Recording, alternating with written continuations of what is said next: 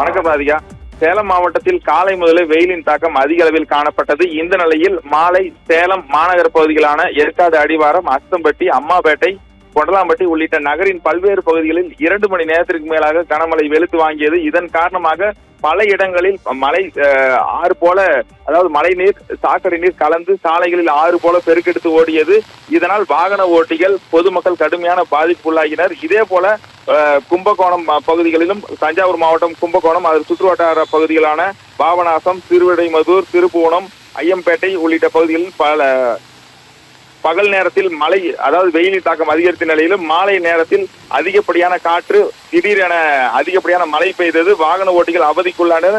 தொடர்ந்து இடைவிடாமல் சுமார் 2 மணி நேரத்திற்கு மேலாக அந்த பகுதிகள் முழுவதும் மழை நீர், அதாவது மழை அதிக அளவில் பெய்ததால் சாலைகளில் மழை நீர் பெருக்கெடுத்து ஓடியது.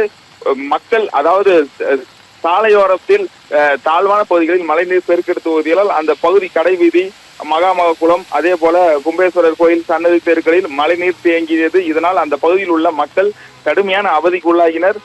இதே போலதான் தொடர்ந்து தாம்பரம் மற்றும் அதன் சுற்றுவட்டார பகுதிகளிலும் வானம் மேகமூட்டத்துடன் காணப்பட்ட நிலையில் தாம்பரம், குரம்பேட்டை, பல்லாவரம் உள்ளிட்ட புறநகர் பகுதிகளிலும் திடீரென பெய்த கனமழையால் சாலைகளில் ஆங்காங்கே மழைநீர் தேங்கியது.